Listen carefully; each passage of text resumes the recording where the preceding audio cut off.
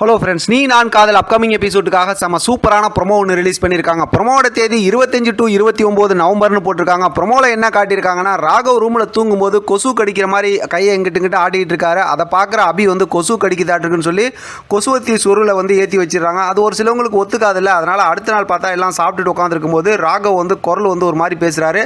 இப்போ ஆகாஷ் வந்து என்ன ஆச்சுன்னு கேட்கும்போது இந்த மாதிரி கொசுவர்த்தி சுருள் பொருத்தி வச்சதுனால இந்த மாதிரி ஆயிடுச்சுன்னு சொல்கிறாங்க. அதுக்கு ஆகாஷ் வந்து இன்றைக்கி மீட்டிங் இருக்குது, கோயம்புத்தூர் மீட்டிங் இருக்குது, என்ன பண்ண போகிற அப்படின்னு கேட்கும்போது பாட்டி இருந்து நீ அபியை கூட்டிகிட்டு போ, அபி பேசுவாங்க அப்படின்னு சொல்கிறாங்க. உடனே இந்த பக்கத்து முரளி எல்லாம் மென்டல்லாம் அப்படியே பார்த்தா வயிற்றெறிஞ்சு போகிறாங்க. அங்கே போனால் அபி வந்து சூப்பராக மீட்டிங்கில் பேசுகிறாங்க. எல்லாரும் கிளாப் பண்ணுறாங்க. அந்த மீட்டிங்கும் சக்ஸஸ்ஃபுல்லாக முடியுது.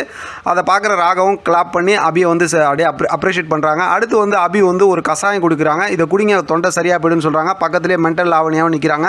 ராகவ் அது குடிச்சதுக்கப்புறம் சரியாயிடுது, ஃபோன்லாம் பேசிகிட்டு இருக்காரு. ஆனால் அபி வரும்போது இன்னும் சரியாயிடுச்சான்னு கேட்கும்போது இன்னும் ஆகலை அப்படின்னு சொல்கிறாங்க. ஆனால் அபிக்கு அது தெரியுங்கிறனால இருங்க இன்னைக்கு இன்னொரு 10 கொசுவர்த்தி சுருள் பொருத்தி வைக்கிறேன்னு கிண்டல் பண்ணுறாங்க. ராகவும் சிரிக்கிறாங்க, அபியும் சிரிக்கிறாங்க. சூப்பரான ப்ரோமோவாக இருக்குது.